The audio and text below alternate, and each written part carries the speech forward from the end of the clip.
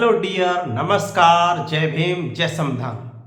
दोस्तों, क्या आपको पता है बाबा साहब डॉक्टर भीमराव अंबेडकर एक प्रोफेसर भी थे? जी हाँ दोस्तों, बाबा साहब डॉक्टर भीमराव अंबेडकर 1918 से 1920 के बीच में पॉलिटिकल इकोनॉमी के प्रोफेसर थे। उन्होंने मुंबई के सिडेनहम कॉलेज में पॉलिटिकल इकोनॉमी के रूप में जो पॉलिटिकल इकोनॉमी सब्जेक्ट होता था, उस सब्जेक्ट में असिस्टेंट प्रोफेसर के रूप में कार्य किया था।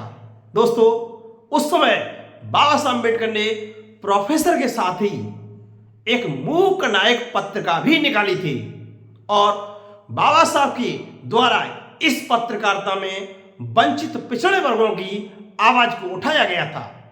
दोस्तों, बाद में बाबा साहब अम्बेडकर इस कॉलेज से प्रोफेसर पद से रिजाइन करते हुए लंदन के लिए पुनः शिक्षा प्राप्त करने के लिए प्रस्थान कर गए थे। दोस्तों, बाद में 1928 में मुंबई के गवर्नमेंट लॉ कॉलेज में लॉ के प्रोफेसर बने थे। पहले बाबा साहब पॉलिटिकल इकोनॉमी के प्रोफेसर थे मुंबई के सिडेनहम कॉलेज में, लेकिन अब किसके बने?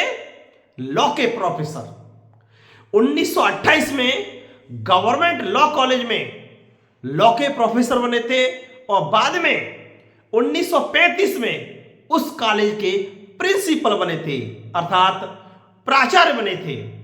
और बाबा साहब अम्बेडकर ने 1935 से 1938 के बीच में प्राचार्य के रूप में कार्य किया। इस तरह से बाबा साहब अम्बेडकर प्रोफेसर और प्राचार्य दोनों पदों पर रहे। उन्होंने कुल 12 वर्ष तक एक शिक्षक और प्रोफेसर के रूप में कार्य किया था। इस तरह से बाबा साहब जो पर्सनैलिटी है, जो व्यक्तित्व है, वह बहुआयामी है।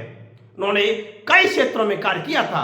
दोस्तों, इस तरह से बाबा साहब अम्बेडकर से हमें प्रेरणा लेते हुए कई क्षेत्रों में अपनी प्रतिभा क्षमता से कार्य करना चाहिए। धन्यवाद। जय भीम, जय संविधान।